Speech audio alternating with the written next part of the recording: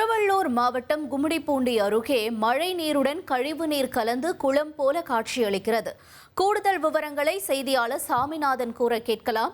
சாமிநாதன், தொடர்ந்து இந்த பகுதியில் இருக்கக்கூடிய மக்கள் என்ன சொல்றாங்க? இந்த நீரை அகற்றுவதற்கான நடவடிக்கை இன்னும் ஏதும் மேற்கொள்ளப்படவில்லையா? என்ன நிலவரம்? வணக்கம் மேடம்.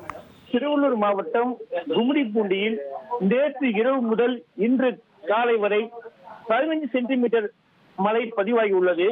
கும்மிடிப்பூண்டியின் மைய நீர் ஆதாரமாக இருந்து வந்த தாமரை ஏரியில் இருந்து தொழிற்சாலை ரசாயன கழிவுகள் மற்றும் டேங்கர் லாரிகளின் கழிவுகள் கலந்ததால் அதிலிருந்து வெளியேறி வரும் உபரி நீரானது கும்மிடிப்பூண்டி பஜாரான ரெட்டம்பேடு சாலை திருப்பத்தில் குளம்போல் தேங்கி காணப்படுகிறது.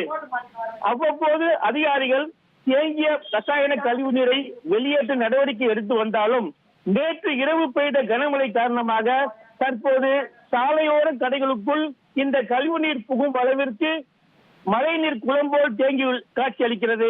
இதனால் வாகனங்கள் கடுமையாக சிரமமடைந்து வருகின்ற நிலையில் நோய் தொற்று ஏற்படும் நிலையும் ஏற்பட்டுள்ளது. இந்த பிரச்சனைக்கு நிரந்தர தீர்வு காண வேண்டும் என பொதுமக்கள் கோரிக்கை வைத்துள்ளனர். உங்களுடைய தகவல்களுக்கு நன்றி சாமிநாதன். திருவள்ளூர் மாவட்டங்களில் தொடர்ந்து கனமழை பெய்து வந்த நிலையில் தொடர்ந்து நாம் இப்ப காட்சிகளை பார்க்கக்கூடிய பகுதி கும்மிடிப்பூண்டி பகுதியில மழை நீரோடு சேர்ந்து கழிவு நீரும் கலந்து அங்கு குளம் போல தேங்கி இருக்கக்கூடிய காட்சிகளை நம்ம பார்க்கிறோம். இதனால் வாகன ஓட்டிகளும் அந்த பகுதியில் வசிக்கக்கூடிய மக்களும் சிரமமடைந்திருப்பதாக தகவல்கள் வெளியாக இருக்கிறது. தொடர்ந்து இந்த தேங்கி இருக்கக்கூடிய நீரை அகற்ற கூறி அங்கு இருக்கக்கூடிய மக்களும் கோரிக்கையை வைத்திருக்கிறார்கள். நுரை பொங்கி இந்த குளம் போல தேங்கி நிற்கக்கூடிய கழிவு நீர் காட்சிகளை நம்ம பார்க்கிறோம். மழை நீரோடு இந்த கழிவு நீர் சேர்ந்திருப்பதனால நோய் தொற்று பரவும் அபாயமும் ஏற்பட்டிருக்கு. பூந்தமல்லி அருகே தொடர் மழையால் ஏரி நிரம்பி குடியிருப்புகளை ஏரி நீர் சூழ்ந்திருக்கிறது. கூடுதல் தகவல்களை செய்தியாளர் சதீஷ்குமார் வழங்கிட நாம் கேட்கலாம். சதீஷ்குமார், வணக்கம். தொடர்ந்து இந்த குடியிருப்பு பகுதியை சுற்றி இருக்கக்கூடிய நிலவரம் என்ன? அவங்களுடைய கோரிக்கைகளையும் பதிவு செய்யுங்க. பூந்தமல்லி அருகே கண்ணப்பாளையம் ஏரி உள்ளது.